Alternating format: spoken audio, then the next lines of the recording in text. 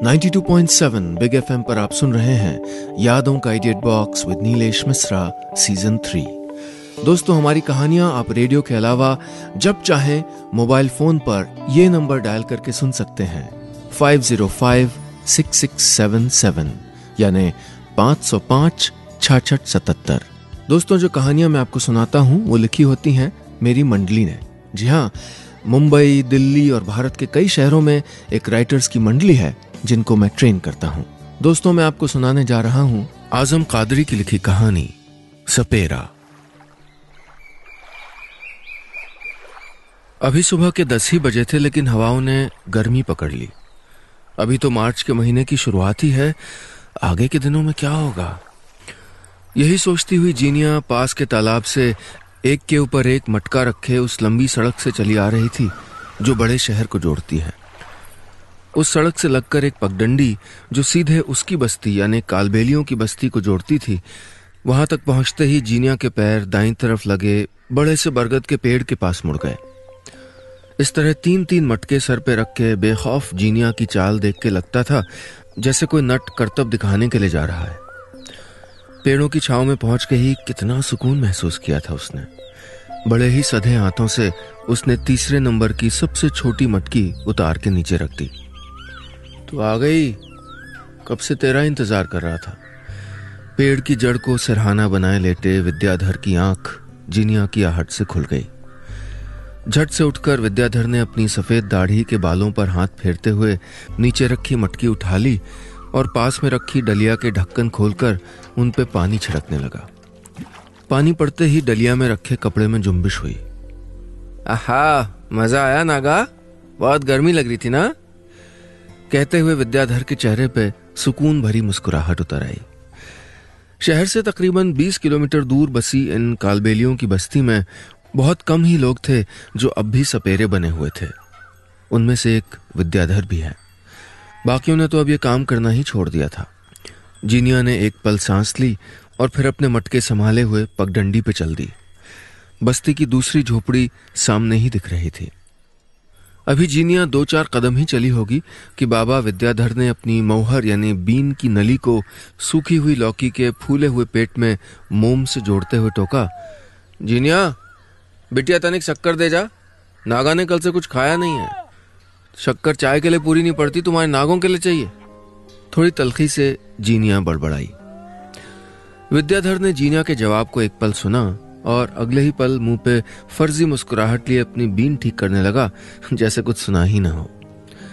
ये बीन विद्याधर के बाबा ने उसको बना के दी थी। उम्र में ये कोई खास छोटी नहीं थी उससे। जमीन की तपिश ने जीनिया के कदमों में तेजी ला दी। अभी जीनिया ने झोपड़ी के पास पहुंच के मटकी को उनकी जगह पे रखा ही था कि बाबा की बीन की आवाज उसके कानों में पड़ने लगी। मेरा तन डोले, मेरा मन डोले, रे मेरे दिल का गया करार, न जाने कौन बजाए बांसुरिया।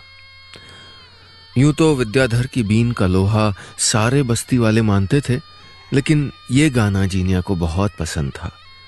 जब भी बाबा अपनी बीन पे इसको बजाते, जीनिया को लगता कि जैसे रेडियो बज रहा हो।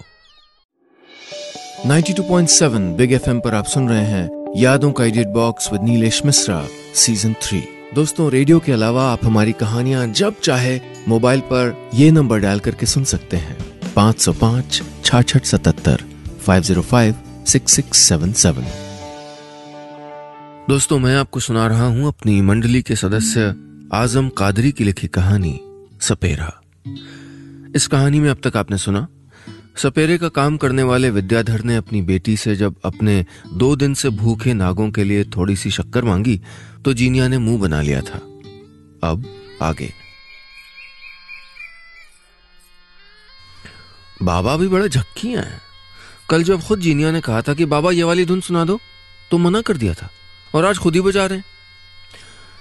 उधर बाबा की बीन सुर निकालती जाती और इधर अपने आप ही जीनिया के होठों से गीत के बोल फूटते जाते। मेरे मन का गया करार रे, ये कौन बजाए बांसुरिया। शायद बाबा अपनी रूठी हुई जीनिया को मनाना अच्छे से जानते थे। मन तो बिल्कुल भी नहीं था, लेकिन फिर भी जीनिया रसोई की ओर बढ़ गई और मिट्टी की ताक में रखे तमाम डिब्बों में से एक टीन का 2 किलो का डिब्बा उठाया। इस डिब्बे में पिछली से पिछली दिवाली को भाई घी लेके आया था, पर आज इसमें शक्कर के मीठे दाने चमक रहे थे। जीनिया का भाई शहर में एक दुकान पे काम करने लगा था। सपेरागिरी में धरा ही क्या था।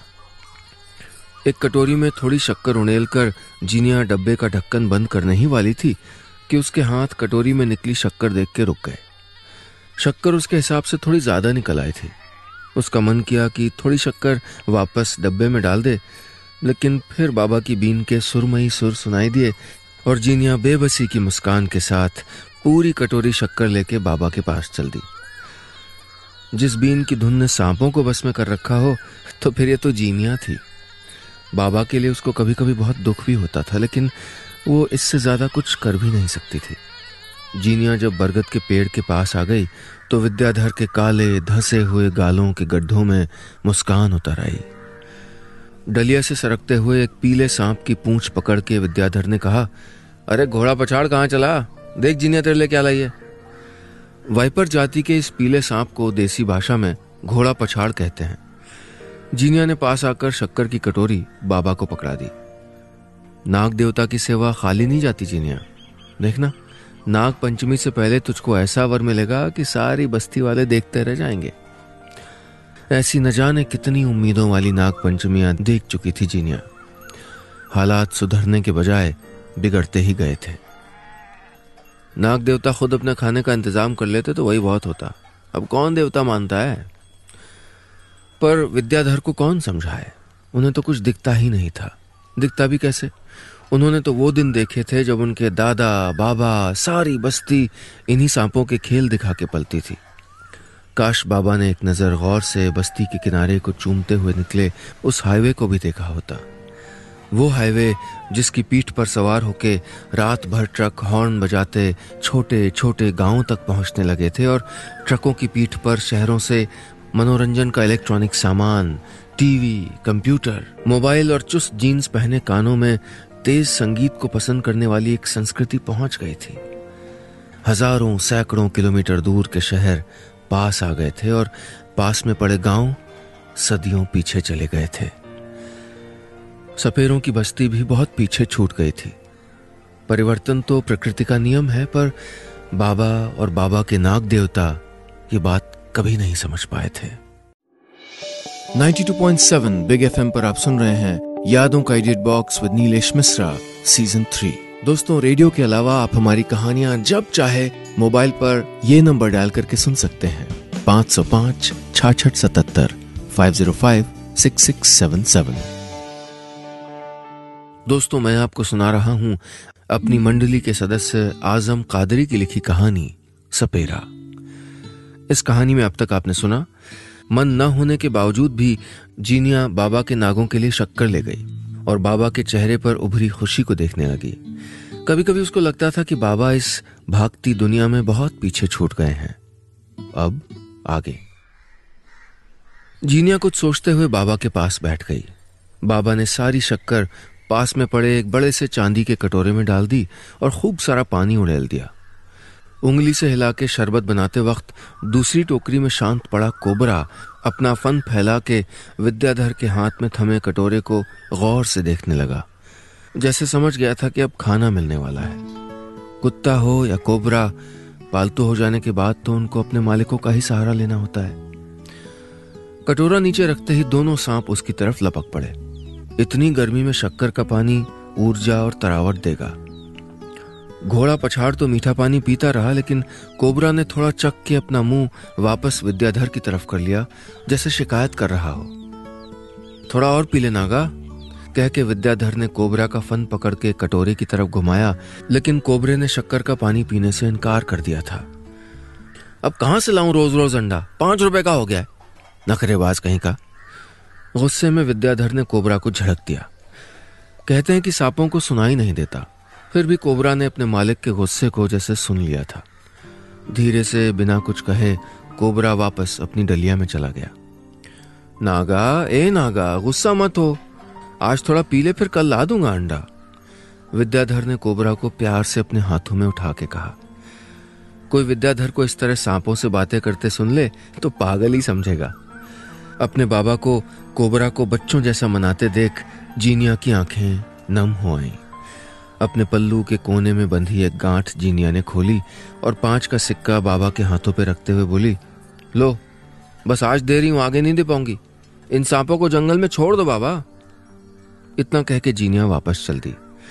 जाते जाते पलट के उसने एक बार बाबा को फिर चेताया, भैया को मत बताना कि मैंने इनके अंडे के लिए 5 रुपए दिए थे।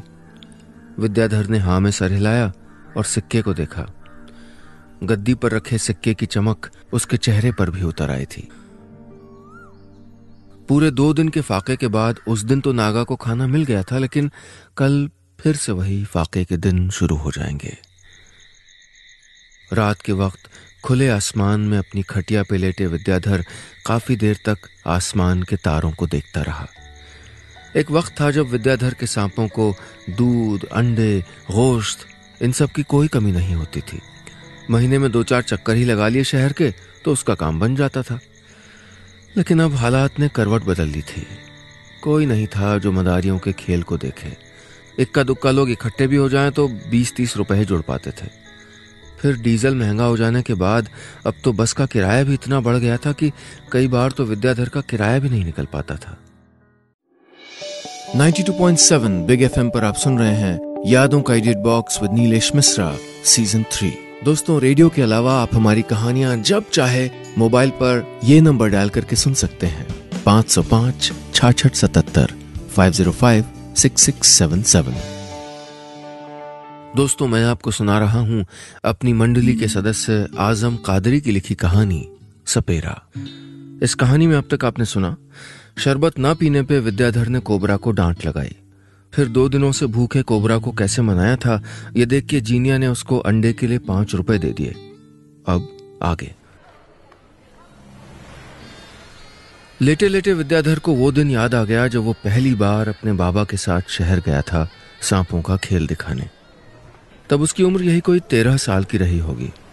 13 साल के विद्याधर को अम्मा ने नई पगड़ी बांधी थी। धुला हुआ धोती कुर्ता पहना था उस दिन उसने। कितने प्यार से अम्मा ने अपनी आंख के काजल को निकाल के विद्याधर के सीने पर टीका लगा दिया था। कैसे बार बार नंगे पैर भाग के बस्ती के अपने सभी दोस्तों को बताया था उसने कि आज बाबा के साथ खेल दिखाने जाएगा। और उसी दिन बाबा ने ये बीन उसके गले में लटकाई थी जो आज तक उसके साथ है। शहर क्या छोटा सा कस्बा था जहां विद्याधर के बाबा अक्सर सपेरे का खेल दिखाने के लिए आते थे। एक गली में पहुंचते ही जैसे ही बाबा ने बीन बजाना शुरू किया तो कितने बच्चों की भीड़ उनके पीछे पीछे होली थी। लोगों की इतनी गर्मजोशी देख के इतना अच्छा लगा था विद्याधर को। एक बड़े से बाड़े में जाके उसके बाबा ने अपने कंधों पे एक लट्ठे के दोनों सिरों पे लटक रही पोटलियां उतार दी थीं और बीन बजाने लगे थे। बच्चे, बूढ़े सब अपने आप एक घेरा बना के खड़े हो गए थे।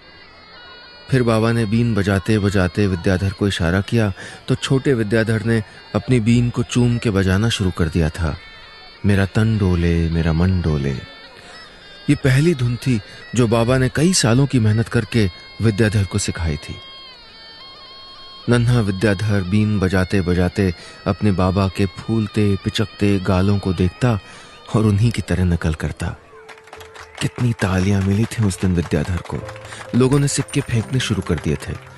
पैसों की बौछार देख के छोटे विद्याधर की आंखों में चमक आ गई थी। फिर बाबा ने एक छोटे से तंबाकू के डिब्बे से बड़ा सा काला पहाड़ी बिच्छू निकाल के अपने हाथों पे रख लिया था। फिर एक एक करके टोकरियों से 2 सांपों को निकाल के लोगों को दिखाया था। खेल खत्म होने पे बाबा चिल्लाते, नाग बाबा का आशीर्वाद है, जाओ बच्चों अपने घर से थोड़ा थोड़ा आटा, चावल, दाल जो हो सके ले आओ बेटा। और मोहल्ले के बच्चे अपने घरों से प्लेटों कटोरों में जो होता ले आते थे। मोहल्ले के कुछ लोग तो अपने छोटे छोटे बच्चों को उसके बाबा के पास नाग देवता का आशीर्वाद लेने आते थे और बाबा सांप को उठा के बच्चों के गले में लटका दिया करते थे। 15, 16, 16.5 बाबा 16.5 हो गए और अभी उधर के तो उठाना बाकी है। कितने सारे सिक्के। विद्याधर तो बटोरते बटोरते खुशी से झूम उठा था। एक पोटली में सांप और दूसरी पोटली में बाबा मिले हुए आटे, दाल और बाकी सारी चीजों को संभाल के रख लेते। तब तो सिर्फ तेल सब्जी ही खरीदनी पड़ती थी बाबा को। दालें और आटा तो लोग दे ही देते थे। उसके बाद बाबा विद्याधर को अपने साथ राय साहब के घर ले गए थे। दोनों हाथ जोड़ के नमस्ते करना, समझे, और चुपचाप रहना, बाबा ने उसको समझाया था। कितनी बड़ी हवेली थी राय साहब की। विद्याधर तो उनके बड़े से ड्राइंग रूम में लटक रहे बड़े बड़े फानूसों को देखता रह गया था। 92.7 बिग एफएम पर आप सुन रहे हैं यादों का edit box with Nilesh Mishra season 3। दोस्तों, रेडियो के अलावा आप हमारी कहानियां जब चाहे मोबाइल पर ये नंबर डायल करके सुन सकते हैं 505 6677 505 6677। दोस्तों, मैं आपको सुना रहा हूं अपनी मंडली के सदस्य आजम कादरी की लिखी कहानी सपेरा। इस कहानी में अब तक आपने सुना, रात को लेटे लेटे विद्याधर को वो दिन याद आ गया जब वो पहली बार बाबा के साथ खेल दिखाने गया था। तब कितनी भीड़ हो जाती थी और पैसे भी खूब मिलते थे। अब आगे। रास्ते में बाबा ने विद्याधर को बताया था कि एक बार राय साहब के बेटे को सांप ने डस लिया था। सारे डॉक्टरों ने हाथ खड़े कर दिए थे, तब उन्होंने ही राय साहब के बेटे की जान बचाई थी। कितनी तो बूटियों की जानकारी थी विद्याधर के बाबा को। बाबा के कहने पर ही विद्याधर ने राय साहब को बीन बजा के दिखाई थी, तो इनाम में राय साहब ने उसको नए कपड़े तोहफे में दिए थे और बाबा को ढेर सारे पुराने कपड़े जिसमें अम्मा के लिए साड़ियां भी थीं। फिर उन्होंने खाना भी खिलाया था। इतना स्वादिष्ट खाना विद्याधर ने अपनी जिंदगी में कभी नहीं खाया था। बाबा के इस दुनिया से जाने के बाद विद्याधर ने सपेरे का खेल बदस्तूर जारी रखा, लेकिन अब इस नए दौर में उसका खेल दम तोड़ने लगा था। अब न तो कोई कलंदरों के खेल देखने से उत्साहित होता है और न ही राय साहब जैसे कदरदान बचे थे। जब तक राय साहब रहे विद्याधर को भी खूब मिलता रहा, लेकिन वो भी पुराने वक्त के साथ चले गए। हवेली भी तो सिर्फ नाम की बची थी। बचपन की और न जाने कितनी यादें टुकड़ा टुकड़ा करके विद्याधर की आंखों में उमड़ती रहीं। बस नींद नहीं उमड़ी थी। सामने खुले आसमान में सितारे किसी औंधे कटोरी की तरह फैले थे।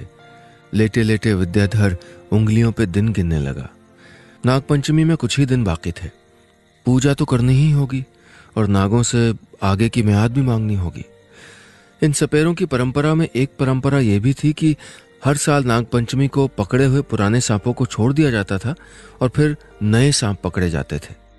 जो भी नया सांप पकड़ते उससे 1 साल या 2 साल की मियाद मांगी जाती और फिर मांगी हुई मियाद तक ही उन नागों को रखा जाता और तब तक इन सांपों की पूरी जिम्मेदारी सपेरों की होती। नागा और घोड़ा पछाड़ की मियाद तो पूरी हो गई थी, लेकिन विद्याधर का मन इनसे बहुत लग गया था। और कुछ भी हो, पूजा में थोड़ा बहुत खर्चा तो होगा ही, और यहां तो सांपों के खाने को ही कुछ नहीं है। उसने सोच लिया था कि कल सुबह एक बार फिर से शहर जाएगा। हो सकता है भगवान कुछ मदद कर दे। गरीबों के पास भगवान भी ना होते तो क्या होता।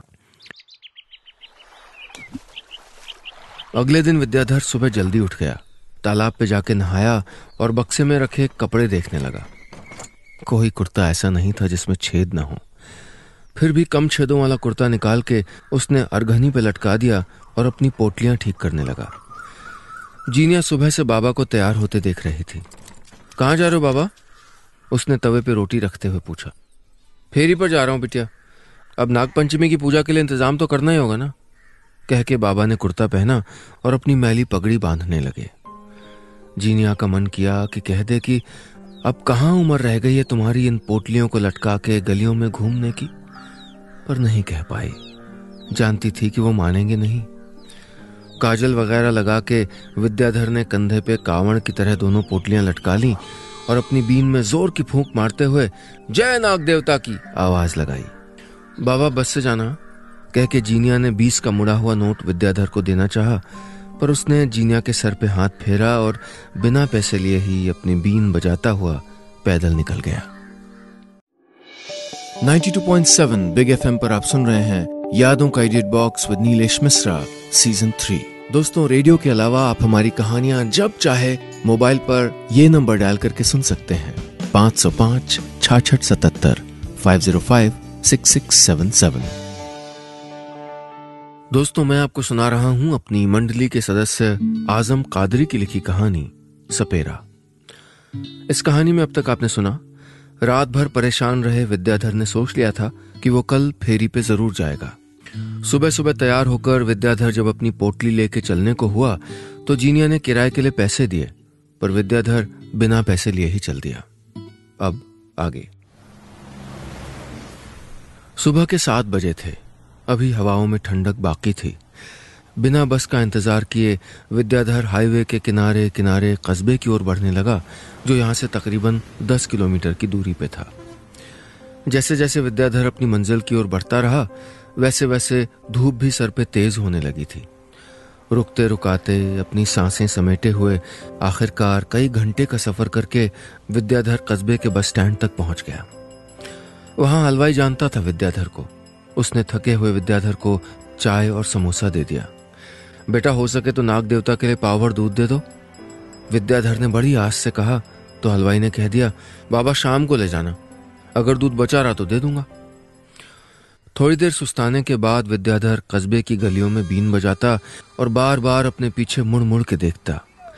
इक्का दुक्का बच्चे उसको देखते, पर पहले की तरह भाग के चिल्लाता हुआ कोई नहीं आता था। आखिरकार बीन बजाता हुआ विद्याधर उस बाड़े में पहुंच गया जहां अक्सर वो खेल दिखाता था। 10-12 बच्चे ही इकट्ठा हो पाए थे। विद्याधर की सूनी आंखें बाड़े में आसपास की फूटती गलियों को निहारती रहीं, पर जिनको आना था वो तो आ चुके थे। विद्याधर ने खेल दिखाया। सुस्त पड़े नागा और घोड़ा पछाड़ ने भी उसका जितना हो सका साथ दिया। बेटा, नाग देवता का आशीर्वाद है, खेल खत्म हुआ, ₹1-2 देवता के दूध के लिए देते जाओ, पैसा नहीं तो अपने घर से आटा चावल ले आओ, नाग देवता कृपा करेंगे। सारे बच्चे चले गए। एक दो ने कुछ सिक्के जरूर विद्याधर के हाथ पे रख दिए थे। विद्याधर काफी देर तक बैठा बच्चों के लौटने का इंतजार करता रहा, लेकिन कोई नहीं लौटा। हाँ, एक छोटी सी बच्ची जरूर अपने घर से प्लेट में कुछ लड्डू और 20 का नोट ले आई थी। जी तोड़ सांसें फूंकने के बाद विद्याधर कुल मिला के 35 रुपए कमा पाया था। नागा के खाने का इंतजाम तो हो गया था, लेकिन क्या 10 मील के पैदल सफर और इतनी मेहनत के एवज में मिले पैसे काफी थे? एक घर से पानी मांगा तो 2 रोटियां और मिर्च का अचार गृहिणी ने खुद ही दे दिया। खाना खाने के बाद विद्याधर ने अपना रुख राय साहब की हवेली की ओर कर लिया, जहां से उसको हमेशा उम्मीद रहती थी। कई मोहल्लों को पार करके विद्याधर आखिरकार राय साहब की हवेली के सामने पहुंच गया और जोर जोर से बीन बजाना शुरू कर दिया। ऐसा कहने से छोटे मालिक उसको हमेशा पहचान जाते थे। काफी देर बीन बजाने के बाद छोटे मालिक तो नहीं निकले। हाँ, हाथ में 50 का नोट लिए सिक्योरिटी वाला जरूर आ गया था। लो बाबा, मालिक ने दिए। भैया, मालिक से कहना कि हफ्ते भर बाद नाग पंचमी है, पूजा होगी। अभी विद्याधर अपनी बात पूरी भी नहीं कर पाया था कि अंदर से आवाज आई, अरे 50 रुपए कम होते हैं, इनका बस चले तो कोठी नाम करा लें। बालक दास, कह दो ये लेना हो तो ले, वरना वापस अपना रास्ता नापें। बालक दास को कुछ कहने की जरूरत नहीं पड़ी। विद्याधर कुछ देर खामोश रहा, फिर चला गया। शाम हो गई थी। विद्याधर ने कोबरा और घोड़ा पछाड़ को 2-2 अंडे खिलाए, दूध पिलाया और अपने गले से बहुत देर चिपका के रोता रहा। विद्याधर रात को बहुत देर से घर पहुंचा तो जीनिया उसका इंतजार कर रही थी। तुम आ गए बाबा?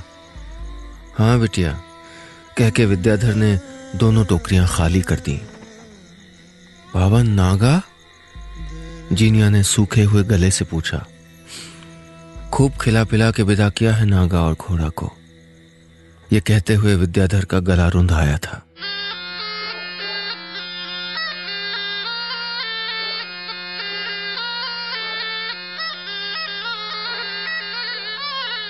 उस रात विद्याधर खाली टोकरियां रख के बीन बजाता रहा, जैसे उनमें से अभी उसके कोबरा और घोड़ा पछाड़ निकल आएंगे।